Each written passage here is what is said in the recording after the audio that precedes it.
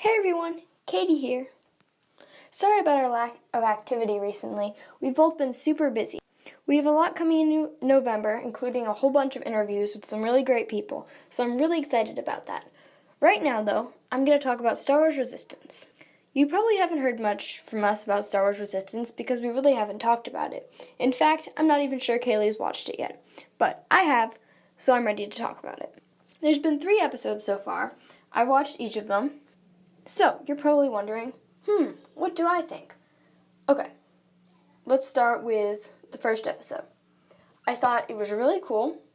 I think the colors are great. I love all the diversity of the aliens. I think that the story's great, and it will definitely add to the universe. In fact, I felt the same way about all the episodes.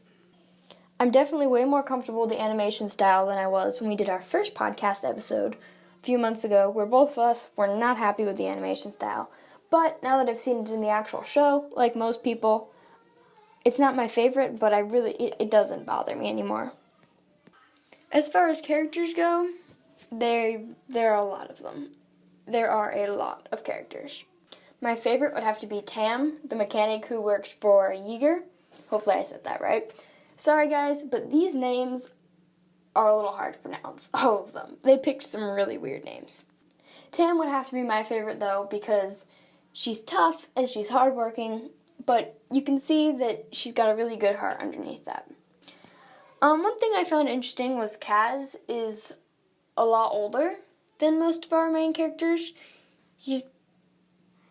Ezra was 15, I think.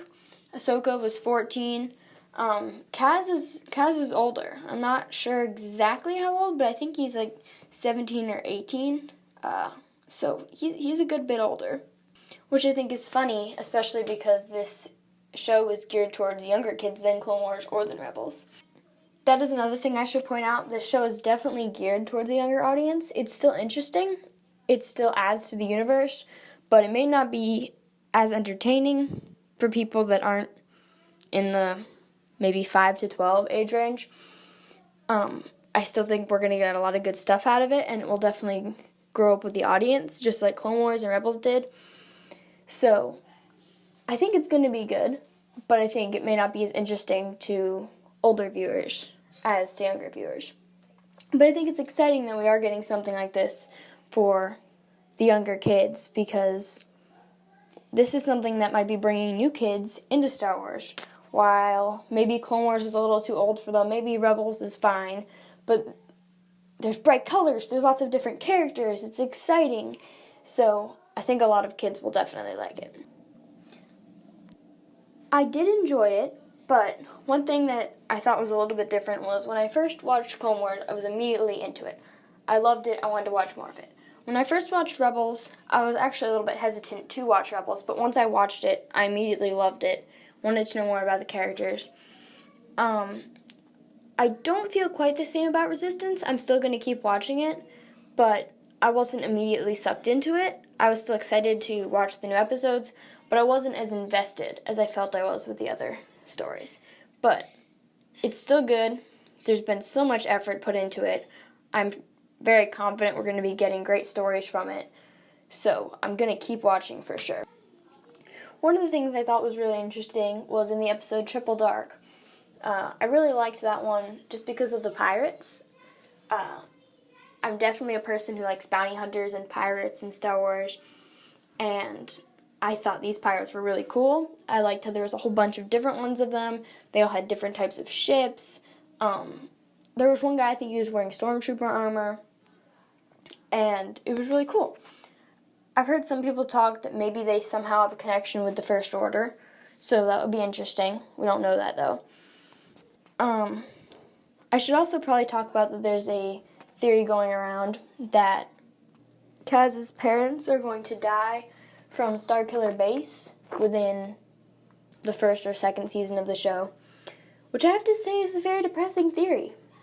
It almost seems like it'd be a little bit too much for a show geared towards younger kids, but also if you just see Starkiller Base blow them up from a distance, or the signal just cuts out or something like that while talking to them, it wouldn't be violent, I guess, so they could probably get away with it. But it does seem kind of depressing for a young kid's show. But Star Wars can be very depressing at times, so I guess it also wouldn't surprise me. That being said, I'm sorry I did not have time to go too in-depth in any of the episodes. I'm going to try to do a more in-depth episode about the next episode next week. But for this week, this is what you guys get. I'm sorry. I've got a lot of stuff I'm working on for the blog, though, and I can't wait for you guys to see it come November. We've got lots of stuff planned out. We've got some really cool interviews, and I'm excited to share them with you. So let me know what you guys thought of Star Wars Resistance, and may the Force be with you.